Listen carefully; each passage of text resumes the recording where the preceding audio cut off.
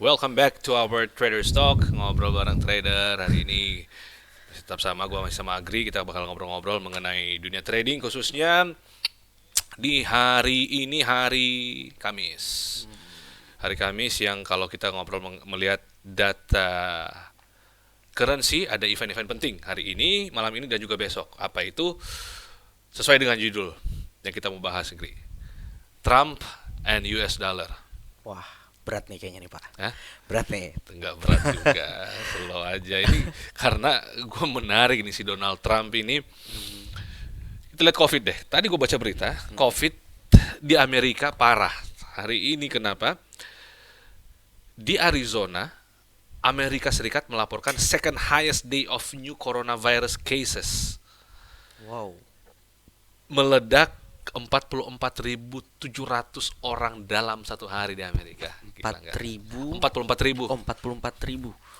Dalam satu hari Dalam tuh, Pak. satu hari. Waduh. Nih berarti Amerika jadi salah satu yang tertinggi nih. Ya tertinggi emang. Tertinggi. Dan di Amerika itu sekarang lagi banyak tempat-tempat rapid test. Ya kalau di Indonesia mungkin kurang ya. Kalau di Amerika mereka mau nggak mau, karena kalau mau bilang second wave corona mau hit Amerika, sudah sedang on the way ke situ. Jadi grafiknya Kementerian Amerika, Kementerian Kesehatannya aja, menterinya umumkan bahwa ini harus benar-benar diseriuskan. Kita ngomongin COVID, lapangan pekerjaan banyak yang tutup, banyak yang lay off karyawan, yang mencat-mencatin karyawan. Dan berarti harus ada stimulus.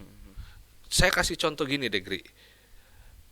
Kemarin di berita Jokowi marah-marah. Presiden kita bukan marah, kenapa? Dia tegas. Budget sekian puluh triliun dialokasikan untuk Menteri Kesehatan, Kementerian Kesehatan.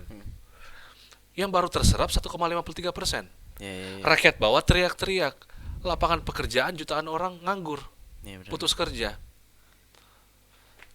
Bank Indonesia dan pemerintah harus berikan stimulus untuk menstimulasi ekonomi agar lancar. Berarti artinya akan ada uang-uang yang mengalir untuk disumbangkan ke masyarakat untuk membantu ekonomi menengah ke bawah. Industri agrobisnis kecil, jual keripik, yang bikin puding, yang bikin cetak sablon kaos, itu kan yang industri menengah ke bawah. Nah, presiden kita memberikan stimulus tapi tidak dieksekusi. Nah, sama juga dengan Amerika. Tapi kalau Amerika, mereka sudah punya Federal Reserve untuk mempersiapkan stimulus-stimulus tersebut. Nah, cuman Trump memang kemarin aja kan, berapa minggu lalu kan dia sempat pergi ke salah satu pabrik di Amerika untuk melihat bagaimana nih kondisi pabrik di salah satu perusahaan otomotif atau elektronik kalau nggak salah. Tapi dia nggak pakai masker kan. CEO grup itu malah ngeliat gini tapi diikutin sama kamera kan. Ini orang di presiden disuruh masyarakat untuk jaga jarak, social distancing, pakai masker, cuci tangan, dia sendiri enggak kan? Enggak melakukan. Alasannya banyak. I did that already at the back before we video this, hand sanitizer dan segala macam. Fine lah. Ya, pro dan kontra si Trump ini. Karena kalau dia salah mengambil kebijakan, pengaruhnya US dollar. Benar. Nah, kalau lu lihat hari ini akan ada FOMC. Ya. Besok ada NFP. Nah, itu dia. Nanti malam juga ada jobless claim untuk Amerika juga akan dirilis nih Pak. Di jam 7:30 nanti malam. Nah, itu kayaknya pokoknya 2 hari ini nih kayaknya market nih lagi volatile banget nih. Akan menuju ke volatile. Sangat volatile nih untuk 2 hari ini, Kamis dan Jumat, apalagi besok akhir minggu kan. Dari pertama FOMC, kemudian NFP juga. Nah, job claims juga, jobless claim untuk data di Amerika juga. Nah, apalagi karena corona juga kan di beberapa bulan ini banyak karyawan-karyawan di Amerika sana, perusahaan-perusahaan di Amerika sana ada yang gulung tikar, ada yang pengurangan karyawan. Iyalah. Itu kan banyak juga tuh. Jadi untuk kalau saya lihat sih sebenarnya kalau dari jobless claim-nya dulu aja ya, banyak karyawan-karyawan yang dirumahkan, yang diberhentikan, berarti nih US dollar nih bergeraknya harusnya nih dia akan turun ke bawah dong nih Pak. Untuk US dollarnya ya, untuk Kalau misalkan banyak pengangguran, oke, coba gini deh, sebelum kita masuk ke situ, apa sih FOMC, apa sih NFP, non-farm payroll. Untuk FOMC juga, FOMC minus ini ada hubungannya dengan Federal Reserve. Kalau kita lihat, coba lu main ke website federalreserve.gov, kita udah tahu pasti Federal Reserve ini punya 3 fungsi. Yang pertama, fungsinya itu untuk monetary policy, ada terpecah jadi 3. Mereka akan menghandle open market operation. Apa itu open market operation? Mereka akan mengatur semua sekuritas di sana, saham kemana pergerakan kesehatannya dan sebagainya. Walaupun itu adalah private sector. Karena kan kalau mau dibilang sejak Amerika dibentuk, private sector itu punya pengaruh penting. Sampai bursa-bursa itu kan private semua. Kedua, discount rate. Dan ketiga, reserve requirement. Nah, discount rate ini yang stimulus. Jadi discount rate, Federal Reserve itu ngelihat sama kayak Indonesia lah. Perusahaan-perusahaan udah mau gulung tikar, dikasih stimulus, dikasih pinjaman. Jadi akses langsung untuk ketersediaan dana untuk retail market dan juga customer ini, masyarakat yang paling bawah juga bisa menikmati itu. Tidak ada kredit macet dan lain-lain. Nah, itulah salah satu fungsi Federal Reserve. Koneksinya dengan US dollar dengan jobless claim. Berarti kalau jobless claim tinggi angkanya, kira-kira ngapain? Apa yang terjadi dengan mata uang US dollar kalau di Amerika? Kalau menurut saya dengan tingginya data jobless claim, tingginya banyaknya pengangguran yang ada di Amerika sana, otomatis kan pergerakan mata uangnya jadi lebih lambat nih, karena perputaran uangnya lebih lambat karena mereka aja menganggur, nggak ada gaji, nggak terima gaji bulanannya, otomatis mereka jadi biaya konsumsinya untuk hariannya akan menurun, kurangin jajannya, kurangin makannya, otomatis pergerakan mata uangnya juga akan lebih lambat juga, Pak. Tapi menarik. Sepupu saya, sepupu pribadi, itu kerja di Amerika. Dia registered nurse. Di Amerika kan banyak orang-orang Asia yang kesana, banyak lah. Tapi paling banyak ada yang kerja di rumah sakit. Dia bilang, dia di Florida. Di Florida itu, apakah pemerintah daerahnya, state-nya, apakah as a whole nation, itu dikasih subsidi.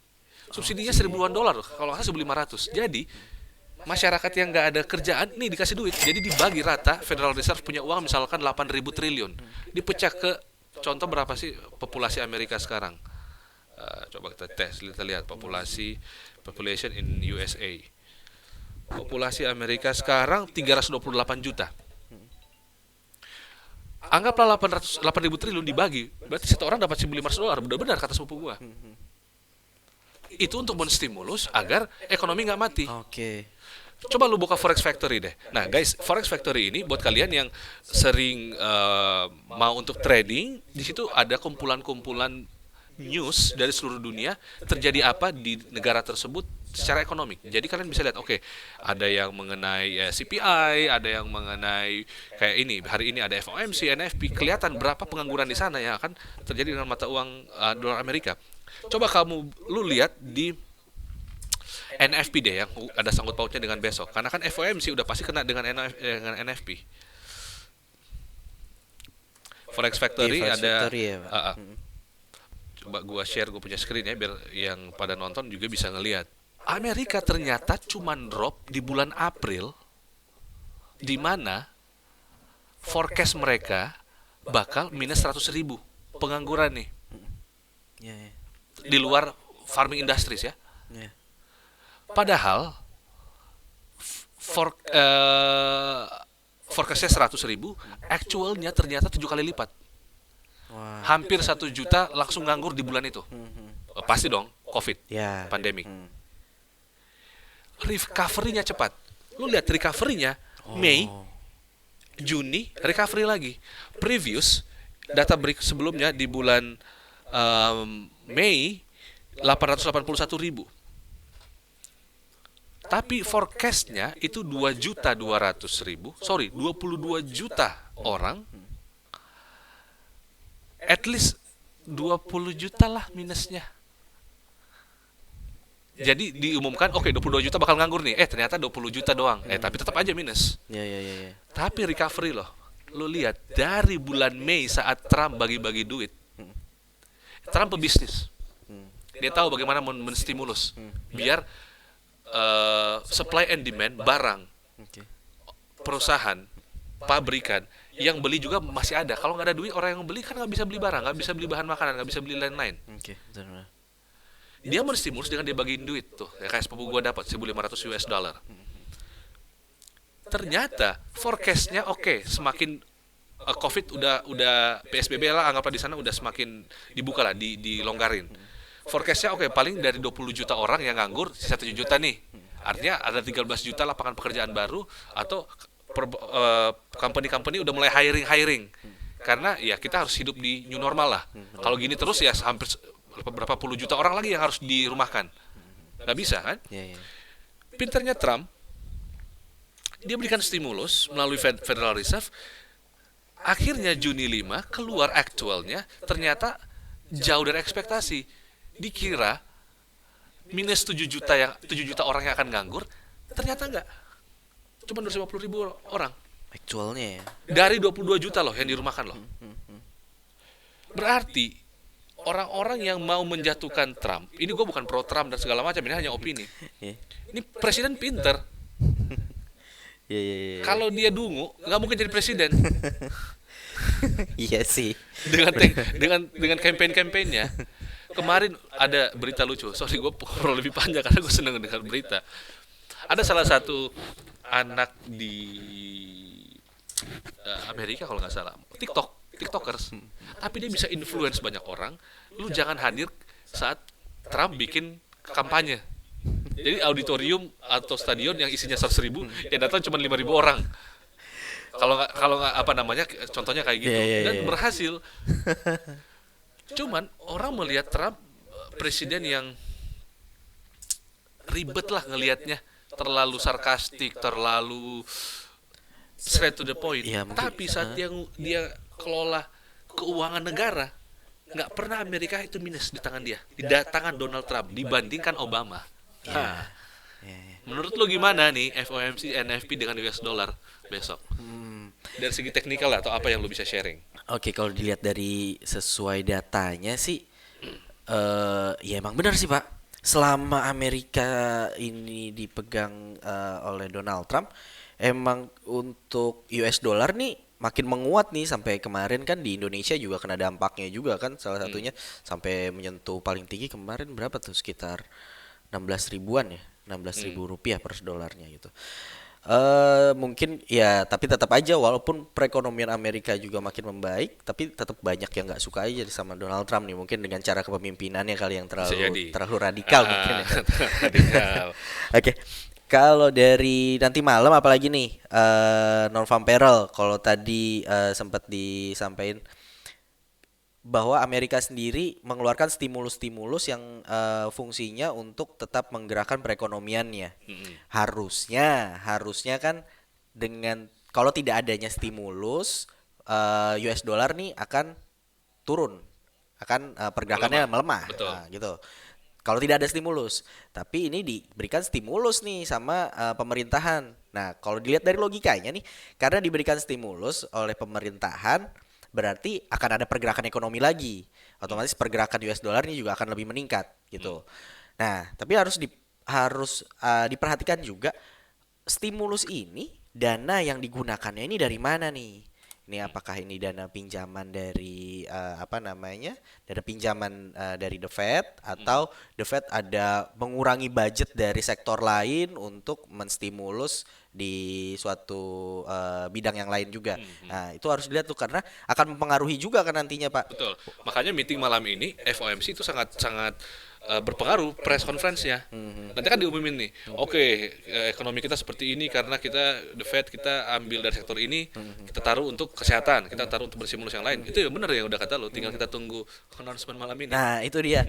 Ini dia agak sedikit sulit nih, makanya kalau kita lihat secara orang awam lah.